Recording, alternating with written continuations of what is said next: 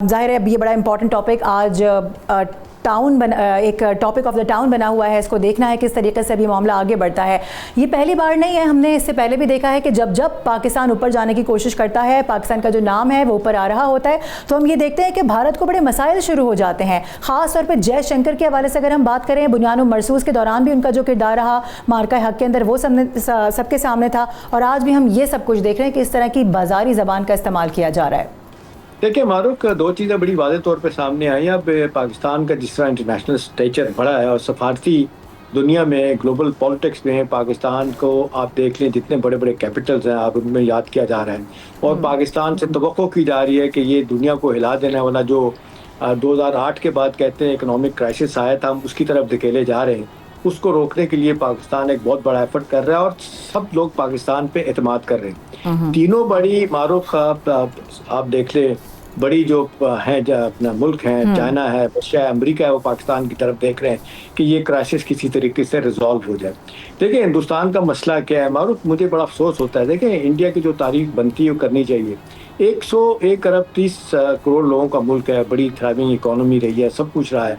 देखें इस वक्त आप देख लें जो पॉलिटिक्स कांग्रेस की थी वो देखें कितनी डिफरेंट थी। नेहरूवन पॉलिटिक्स और सियासत बिल्कुल डिफरेंट थी।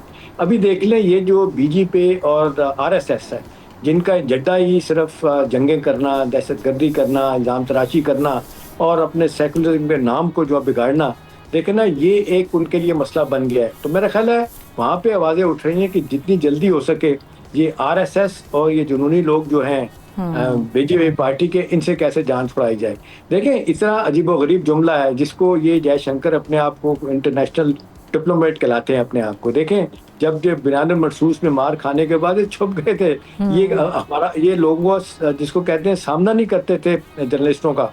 अभी आप देख लें कि वहाँ पार्टीज कॉन्फ्रेंस में सख्त सवालात हुए हैं और ये जवाब दिया, बात की कि जी पाकिस्तान को सब पूछ रहे हैं, नेगोशिएशन टेबल पे पाकिस्तान लोगों को लेके आ रहा है, सालसी करवा रहा है। तो वहाँ कहते हैं मुझे कहने में कोई हार नहीं है, आपने तो नहीं कहा, मैं कहता हूँ कि ये हम दलाली नहीं कर सकते। और भाई जब दो लोगों में जो सुलह कराई जाती है सारी दुनिया उनको सराहती है, दो मुल्कों को जो में सुलह कराई जाती है सारी दुनिया उनको अप्रिशिएट करती है।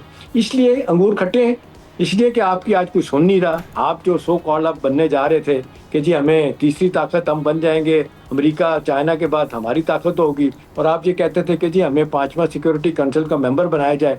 अब सूरत हाल ये है कि वो सब तरफ से मार खाने के बाद अब वो अपना जिसको कहते हैं मुंह नोचने की जरूरत पड़ गई है, तो ये इस तरह की गुफ्तगू कर रहे हैं। तो देखें ना, अब तो दिखने वाले बोलने वाले वहाँ पे ये बातें कर रहे हैं। वो कह रहे हैं ईरान से हमारी दोस्ती थी, हिंदुस्तान की इस हुकूमत ने ख़त्म करवा दी। पाकिस्तान अमेरिका के साथ हम स्ट्रेटेजिक पार्टनर हैं लेकिन इज्जत पाकिस्तान को मिल रही है। रशिया के साथ हमारी बड़ी दोस्ती थी लेकिन सदर पुतिन भी जो है ना वो इस्लामाबाद की तरफ देख रहे हैं ये क्राइसिस कैसे रिजॉल्व होगा। लेकिन ना उनके लिए तो बड़ा मसला बन गया है। अब यही है कि लोग कहते हैं कि किस तरीके से तीसरी दफ़ा ये आए हैं, रो पीट के इन्होंने इस दफ़ा हुकूमत बनाई है। वो तीसरी बार जो कहा जा रहा था कि जी वो अब इस दफ़ा सबसे हम आगे निकल जाएंगे, वो बात ख़त्म हो गई है। बड़ी मुश्किल से कोलिशन गवर्नमेंट बनी है। अब रह क्या गया है कि आप देख लें जिस तरीके से इंटरनल पॉलिटिक्स है, लोग उनके खिलाफ हैं, 12 इंसर्जेंसीज उनके मुल्क में चल रही हैं। आप वेस्ट बंगाल में देखें, सिखों के देखें, मणिपुर में देखें, वो जो 7 वो सिस्टर स्टेट्स हैं वहाँ पे देखें क्या सूरत हाल है। तो ये देखते हुए अब उनको कुछ नज़र नहीं आ रहा, तो पाकिस्तान पे बलपा डालने की कोशिश कर रहे हैं।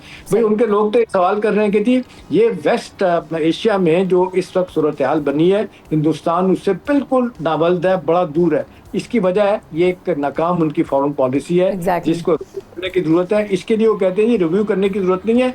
इस बीएसएस और आरएसएस और बीजेपी हुकूमत से जब तक जान नहीं छुड़ाएंगे, हिंदुस्तान के लिए मुश्किलात, परेशानियां और रुसवाइयां। ठीक है एहतशाम साहब, यही पॉइंट ना मैं उधर भी लेके जाती हूँ। जमील साहब, आपको भी बिल्कुल ऐसे ही लग रहा है, यही वजह है कि बार बार हम देखते हैं कि जो भारत का स्टांस है वो दुनिया के सामने एकदम से आया हो जाता है? क्या उनकी सोच है, किस तरह की उनकी फॉरेन पॉलिसीज़ हैं? इतने बड़े खित्ते के अंदर, इतने अहम खित्ते के अंदर एक जानब जंग जारी है, दूसरी जानब खामोशी, न सिर्फ खामोशी और उसके बाद पे दर पे ऐसे बयानात, ऐसी ज़बान।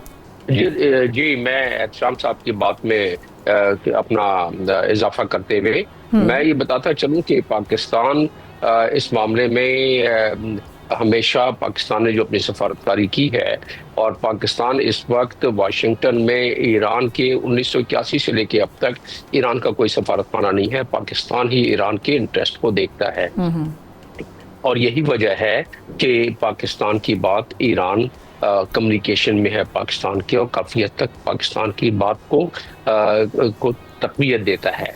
और साथ में पाकिस्तान से अमेरिका के दरीना ताल्लुकात रहे हैं, कभी कुछ हचकोले आए लेकिन उसके बाद ठीक हो जाते हैं। जहाँ तक खलीजी ममालिक का ताल्लुक है, हमेशा से हमारे ताल्लुकात तमाम खलीजी ममालिक से, इंडिया तो जब दूर दूर तक नज़र नहीं आता था, हमारे ताल्लुकात खलीजी ममालिक ख़ास तौर से यूएई और सऊदी अरेबिया से हमेशा बेहतर रहे हैं। तो ये तो 3-4 कलीदी पॉइंट रहे। अब रहा सवाल कि जयशंकर जो दुनिया में अपने आप को मनवाना चाहते रहे और चाहते हैं कि वो बहुत बड़े डिप्लोमेट, और सारी ज़िंदगी उन्होंने यही काम किया है, लेकिन ये जो अल्फाज और कलमात उन्होंने इस्तेमाल किए हैं वो तो न सिर्फ इंडिया को एक्सपोज करेगा बल्कि एक पुराने डिप्लोमेट और एक वजीर को, खारजा के वजीर खारजा को भी एक्सपोज करेगा। तो उससे पाकिस्तान को कोई इसमें नुकसान नहीं है, नुकसान इंडिया को ही है कि फर्दर एक्सपोज, ये इंडिया उसी तरह एक्सपोज होगा जिस तरह के रिलीजियस फ्रीडम कमीशन की रिपोर्ट में इंडिया एक्सपोज हुआ, और उसमें बिल्कुल हर चीज बताई गई थी कि ये शिद्दत पसंदी जो है RSS propelled BJP and BJP से तक़वियत हासिल करने वाली हुकूमत इनकी मोदी सरकार की, वो उसमें वो जरासीम तो वही है। और जब सफारतकारी में शिद्दत पसंदी के जरासीम आ जाएं तो वो सफारतकारी रहती नहीं है, दरअसल सही है, वो यारी रहती है, वो यारी होती है। जी बिल्कुल। मैं सवाल पूछूं कि देखिए इस वक्त वहाँ पे बहुत क्रिटिसिज्म हो रहा है उनके सारे तबकात में हिंदुस्तान में कि रशिया से ताल्लुकात इतने अच्छे थे। जब प्रेसिडेंट पुतिन आए थे हिंदुस्तान, उन्होंने तजवीज़ दी थी कि चाइना और हिंदुस्तान और अपना रूस मुल्क एक बड़ा एक स्ट्रॉन्ग एक बनाए, अलायंस बनाए। तो उस वक्त मोदी जो है ना वो उन्होंने हाँ नहीं की थी, और इससे पुतिन नाराज हुए, आज तक नाराज हैं। चाइना के साथ उनके ताल्लुकात भी बस नाम के ऐसे ही चल रहे हैं। तो मेरा सवाल आपसे है कि ये किस तरह की फॉरेन पॉलिसी को जो परस्यू कर रहे हैं, ये बहुत बड़े स्ट्रेटेजिक पार्टनर है अमेरिका के, अमेरिका इनको पूछ नहीं रहा, हर मामले में पाकिस्तान को पूछा जा रहा है। तो ये सफारती नाकामी हिंदुस्तान को डॉक्टर साहब कहाँ लेके जाएगी? जी हाँ, वो इसीलिए आपने देखा कि हिंदुस्तान में जो दुनिया इस वक्त किसकी बात सुन रही है, किससे कम्युनिकेशन में, आप अंदाजा करें कि तकरीबन 7 दिनों के अंदर 12 ममालिक से पाकिस्तान की कम्युनिकेशन रही है। ईरान और अमेरिका इजराइल की जो जंग चल रही है उस हवाले से, और इंडिया से तो किसी ने रब्ता नहीं किया, सारों ने पाकिस्तान से रब्ता किया है। तो ये इस बात की गमादी करता है कि इंडिया को जो इस वक्त सबसे ज्यादा एक बुखलाहट महसूस हो रही है, खुलबली मची हुई है कि इंडिया तो हमेशा दावा करता था कि ईरान का बड़ा अच्छा दोस्त है, सारे फायदे उसने ईरान से लिए हैं, तेल खरीदता रहा है सस्ते दामों पर, एक्सप्लॉइट करता रहा है उसको, ईरान के जरिए चाबहार के जरिए अफगानिस्तान में रेलवे लाइन की पटरी बिछाता रहा है, इतनी सारी चीजें करता रहा है, और फिर जाके एकदम धड़ाम से जमीन पे गिर गया तो उसको हजीमत तो हुई।